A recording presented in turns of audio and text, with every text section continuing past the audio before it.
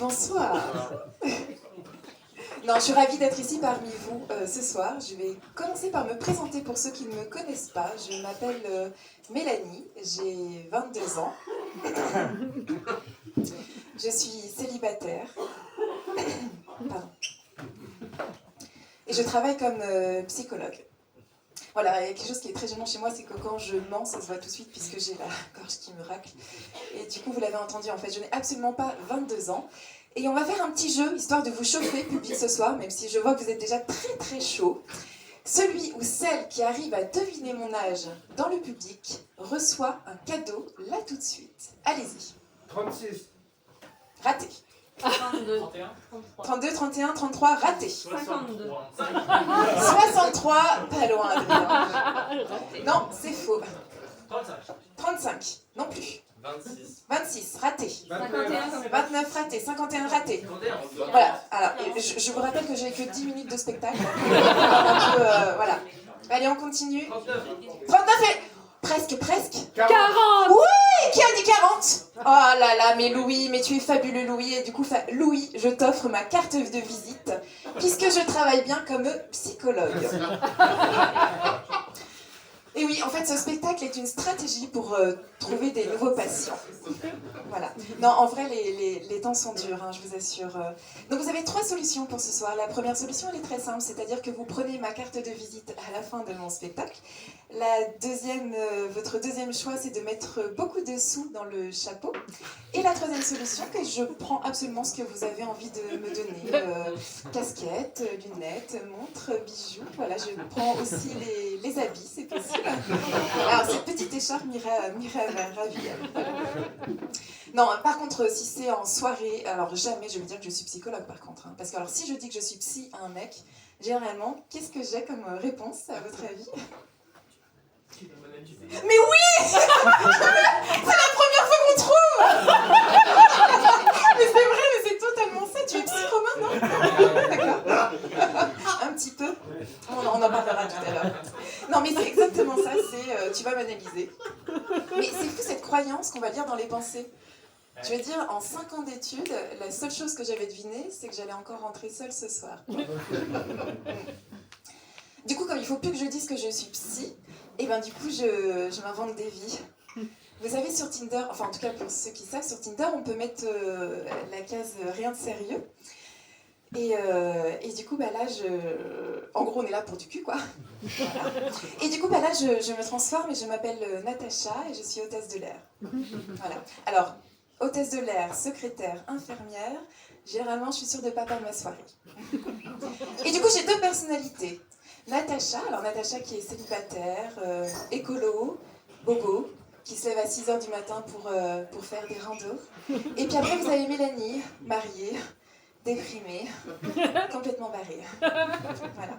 Alors par contre, les deux, enfin la cohabitation dans ma tête ne se passe pas très bien. Voilà, Mélanie insulte Natacha toute la journée. Non, ça ne va pas. Non, je suis en plein spectacle. Je ne veux pas savoir qui a commencé. Ça ne m'intéresse pas. Non, et du coup, je vous disais que j'étais psy. Voilà, je suis psy. Et du coup, l'année dernière, j'ai fait un burn-out. En tout cas, je croyais que c'était un burn-out jusqu'à ce qu'une collègue me parle d'usure de compassion. Voilà, est-ce que ça vous parle? Vous connaissez l'usure de compassion? Non? Eh bien, c'est un syndrome d'épuisement émotionnel et une perte d'empathie. Voilà, en gros, j'ai envoyé chier tout le monde, quoi. Voilà, et du coup, au lieu de m'en prendre à mon mec, eh ben, je me suis vengée, j'ai préféré m'en prendre à l'exomile. L'exomile, son petit lapin. Voilà, l'exomile que mon mec regardait plus que moi. L'exomile qui avait droit à plus de conversation, d'attention, de caresses que moi. Il avait en une journée ce que moi j'avais en un mois. Et ben, je peux vous dire que la seule fois où j'ai vraiment apprécié l'exomile, c'est quand je l'ai cuisiné à la moutarde pour Noël. En fait, j'étais pas devenue folle. J'avais simplement une usure de compassion. Oui, parce qu'à force d'écouter tous ces patients, et ben j'étais arrivée à saturation psychique. Et du coup, ça permet de comprendre pourquoi aux urgences, par exemple, certains soignants sont d'une insensibilité à toute épreuve. Bah oui, parce qu'on leur demande d'accueillir la souffrance, mais on leur donne pas les moyens pour l'accueillir correctement. Et ben nos chers soignants se déshumanisent pour survivre. Allô, monsieur Durand. Oui, monsieur Durand, je sais, vous avez mal, j'ai mal, tout le monde a mal. Attendez, monsieur Durand, une minute. Oui, Martine, fais vite parce que j'ai encore l'autre con qui s'est enfilé un suppôt. Non, il a mangé un suppôt, quoi. Comment ça, elle est morte? Ah bah tu vois, je lui donnais pas 2 jours à celle-là. Ah mais lui aussi, il est mort? Non. Non. Non. Oh mais Nani, tu me fais des blagues, ma Martige. Mais qu'est-ce que tu es drôle. Numéro 65. Monsieur Durand, écoutez, j'ai une excellente nouvelle pour vous puisque la patient 18 est décédée. Mais pas le patient 54, c'était une boutade de la part de ma collègue. Non mais du coup, la bonne nouvelle, c'est que vous passez au numéro 64. Est-ce que vous êtes allé faire un tour aux urgences récemment? Non, parce que entre nous, ça a changé un peu l'ambiance. Hein. Je suis allée il n'y a pas très longtemps pour une entorse. Alors du coup, vous arrivez, on vous met dans un grand couloir parce qu'il n'y a plus de place nulle part. Et votre seul passe-temps pendant des heures, ça va être de regarder les autres patients souffrir. Et là, vous avez absolument de tout. Hein, la scène est assez surréaliste.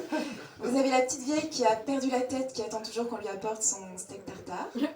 Vous avez le mec complètement bourré qui insulte absolument tout le monde. Alors moi, j'ai eu droit à... Va niquer ta mère en enfer avec Lucifer, espèce de vieille pute. C'était pas dit sous ce ton-là, hein, non. Mais du coup, je me suis permise de lui répondre. Eh ben, rime triple, déjà bravo, chapeau. Eh bien, écoutez, en enfer, je crois que j'y suis, hein. Natacha, enchantée. Et là, je me suis dit, mais pourquoi mais pourquoi j'ai dit Natacha? Putain, mais quelle erreur! Mais quelle erreur! Du coup, le mec, toute la soirée, dans le couloir, il s'est baladé en hurlant « Natacha, je veux voir ta chatte, espèce de sale pétasse. » Note à moi-même, ne jamais complimenter quelqu'un sur ses rimes. Et puis après, vous avez l'infirmier qui passe comme ça dans le couloir, pendant des heures, qui fait semblant de ne pas vous voir, évidemment. Ah non, mais là, c'était atroce. Hein. Parce que du coup, j'avais Mélanie qui me disait « Vas-y, passe à l'acte, on peut plus. Vas-y, fais-le. » Puis j'avais Natacha qui me disait « Oh non, regarde, oh non, regarde comme il est chou, mais le pauvre, il souffre. » Et là, elles m'ont fait faire 2 actions complètement différentes. J'ai eu Mélanie qui a levé ma jambe d'un seul coup pendant que Natacha a pris ma main pour cacher mes yeux pour pas que je voie la scène. Alors du coup, j'ai ouvert d'un coin de l'œil, j'ai vu l'infirmier passer une énième fois, se prendre ma jambe et s'éclater la gueule contre le mec bourré. Non, c'était jouissif, hein, c'était jouissif. Et du coup, Mélanie, elle a continué, elle s'est avancée, elle a dit « Bah oui, Mélanie, dans sa folie, elle pète une durite, hein, espèce de petite bite. Moi aussi, je sais faire des rimes, hein, ça vous la coupe. » Oh putain, j'avais honte. Non, mais c'est vrai que voilà, tu arrives pour une entorse et puis tu repars, t'as besoin d'une psy, quoi. Du coup, tu prends un vol sans escale, direction service de psychiatrie, qui, ma foi, se porte également très très bien en ce moment.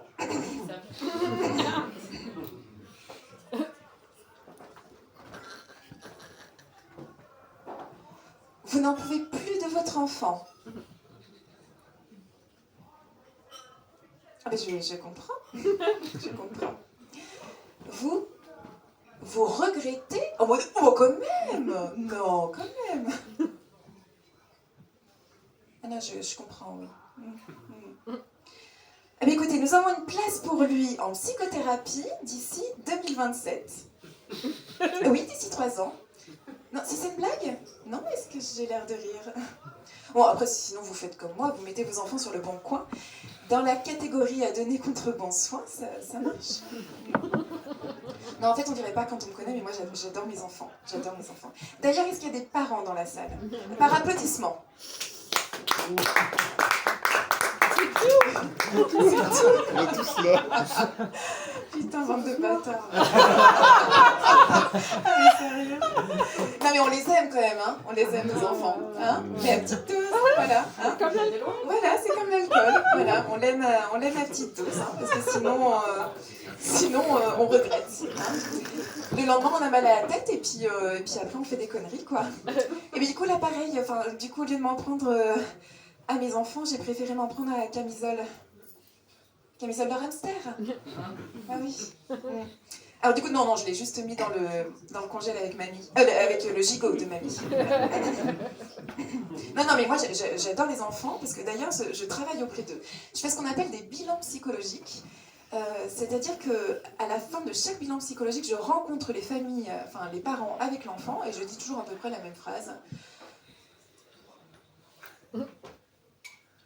Votre enfant souffre d'un trouble neurodéveloppemental avec un TDAH, un TSA et un TOP. Voilà, dans un contexte de fonctionnement HPI et HPE. Vous n'avez rien compris? Ah bah, moi non plus. Oh putain, mais ça me soulage, hein, parce que je pique ça à mes collègues dans leur compte rendu. Et toi, tu as compris, Lucie? Comment ça, c'est Lucien? Bon, enfin, pourquoi vous lui avez laissé les cheveux longs aussi? Ouais, écoutez, à une lettre près, on va pas chipoter. Hein. Ah, vous voulez que je change dans le compte rendu? Ah, mais non, mais d'accord. Ah non, mais écoutez, une fois que c'est mis dans le logiciel intranet du boulot, c'est ta vie. Hein. Bon, écoutez, j'ai une idée. Si on n'a qu'à dire que Lucien est en transition. Voilà. Donc, je vais rajouter dans le compte rendu dysphorie de genre dans un contexte de déni du désir d'une fille de la part de la mère. Voilà, ça sonne bien, ça. Ça sonne bien. Est-ce que c'est clair pour toi, ma Lucie? Mais oui, mais bien sûr que tu peux m'appeler par mon prénom. Mélanie ou Natacha.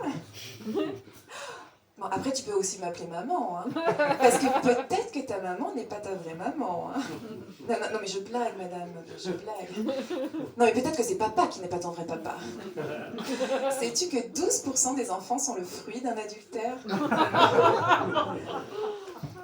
Non, 12% c'est énorme, hein, c'est énorme. Je me souviens encore de tonton Guillaume qui venait manger tous les dimanches midi à la maison et puis qui faisait la sieste avec maman l'après-midi pendant que papa était au travail. Quel tonton. Je vous rappelle que ce spectacle est stratégique puisque je vous distribuerai mes cartes de visite à la fin. Nous pourrons ensemble faire votre arbre généalogique, découvrir vos secrets de famille pour la modique somme de 50 € les 20 minutes.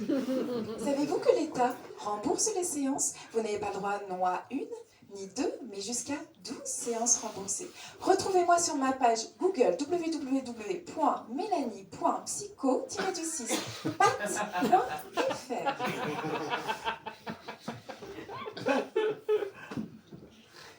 Monsieur Durand. Alors, j'ai envie de vous dire, c'est que Monsieur Durand est sorti quand même indemne des urgences, mais traumatisé. Et ce con m'a choisi comme psy. Monsieur Durand, alors je vais pas vous mettre la pression, Monsieur Durand, mais il vous reste qu'une seule séance remboursée. Voilà. Alors, pas de pression, hein, mais pour la semaine prochaine, j'aimerais un peu plus d'entrain, voilà, et de gaieté. Non, en fait, pour être honnête avec vous, j'ai toujours eu du mal à me dire qu'il fallait que je demande de l'argent pour soi-disant soulager la souffrance.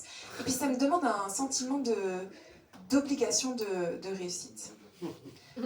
Monsieur Durand, bah oui, je vois que vous êtes toujours là. Vous avez toujours vos crises d'angoisse. Monsieur Durand, est-ce que je peux vous poser une question? Est-ce que vous pensez sincèrement que j'allais vous guérir, hein? Est-ce qu'il faut vous rappeler que le Père Noël n'existe pas? La petite souris? La démocratie? Enfin, Monsieur Durand, si les psys soignaient, ça se saurait. Écoutez, ce qu'on va faire, c'est que je vais vous rembourser toutes vos séances, hein, et puis je vais vous dédommager pour la perte de temps.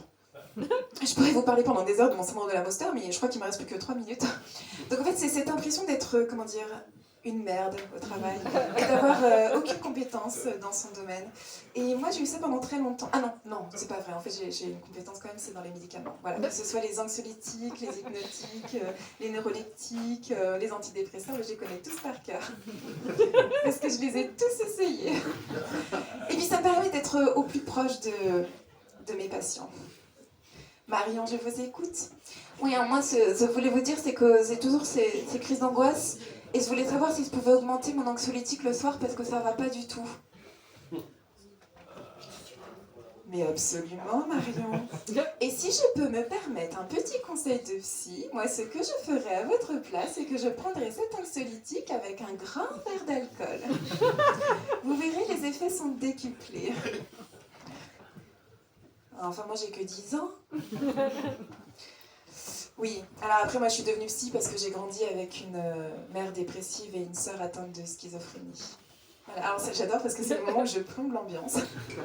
Voilà, dit ambiance plombée, dit public déprimé, dit carte de visite distribuée.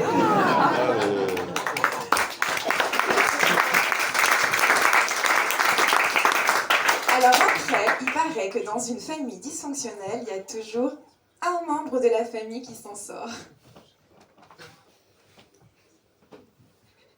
Non, ne me regardez pas comme ça, c'est pas moi. Hein. Non, c'est pas moi. Non, puis c'est pas mes enfants non plus, non.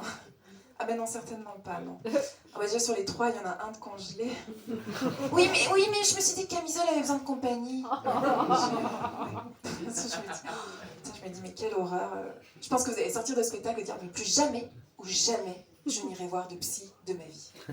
Et en même temps, j'ai envie de vous répondre, bah oui, mais psychologue, psychopathe, la frontière est proche. Hein. Non, je m'égare, je reviens sur mon sujet principal qui est l'usure de compassion, et je finirai là-dessus, simplement pour faire un petit résumé. Vous avez du coup la souffrance des patients qui entraîne par manque de moyens, tout ce que je vous ai expliqué, la souffrance des soignants et de l'usure de compassion. Cette usure de compassion entraîne encore plus de souffrance chez le patient, qui du coup entraîne encore plus de souffrance chez le soignant, et etc. C'est un cercle vicieux, et on voit bien que du coup, je vois une madame qui valide au fond, on voit bien comment la société crée de la souffrance, que ce soit chez les soignants ou chez les patients. Tout ça pour dire que l'année dernière, j'ai fait un burn-out ou une usure de compassion ou une crise de la quarantaine. Dans tous les cas, je me suis dit que j'avais pas seulement envie d'écouter, mais j'avais aussi envie qu'on m'écoute afin de vous sensibiliser sur certains sujets. Et surtout, si vous avez une chose à retenir de mon passage, c'est que si jamais vous rencontrez quelqu'un que vous avez envie de traiter de connard parce qu'il ne vous considère pas, pensez à moi et dites-vous que cette personne est peut-être en usure de compassion ou bien que cette personne a mangé un suppôt. Merci.